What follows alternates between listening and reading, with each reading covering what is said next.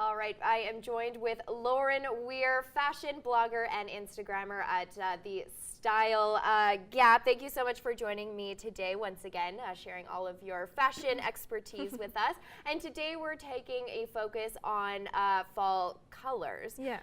It's always kind of the season to mix it up. So let's start off with what are the trending colors this year? Yeah, so obviously we all associate fall with the changing colors of the leaves, right? The same thing happens in fashion. It really mimics that. So we see the reds, oranges, yellows.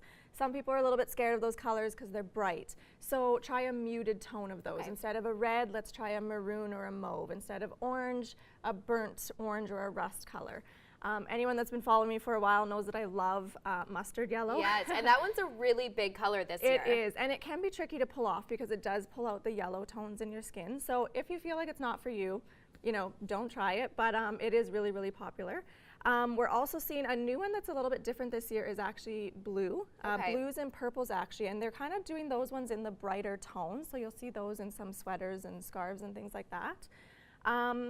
And then I actually just did a blog post about how you can incorporate pink into your fall wardrobe. Yeah. So same idea, I'm not talking about the brightest pink, I'm talking about kind of what I'm wearing today, a blush pink or a rose kind of color.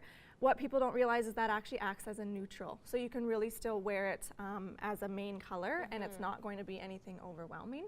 You can also incorporate brown for fall is a good color, not like the chocolate brown that we see, but the warmer tones, the caramels, the latte, the toffee kind of tones.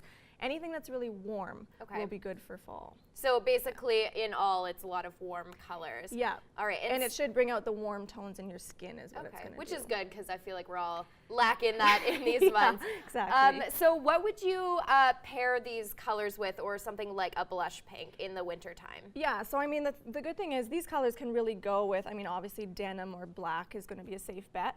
But one thing that I've been doing, and I'm doing it today, is trying to pair any of those colors I just mentioned with gray. Just kind of a little something different to try.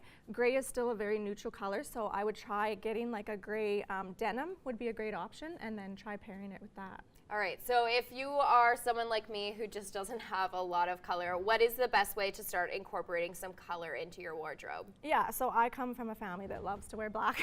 Yeah. So if you struggle with that, start small. I think the easiest way is a scarf, which is great for this time of year, also very inexpensive to do.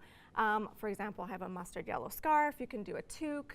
If that's still too much for you, go, a really fun way actually is with your footwear. Yeah. So for example, I have an ankle boot that is an olive green suede. Oh. It's nothing crazy, but it's still that little pop of color. Green is another one for fall that's great. And if that's still too much for you, then go smaller accessories, right? Your necklace, your purse.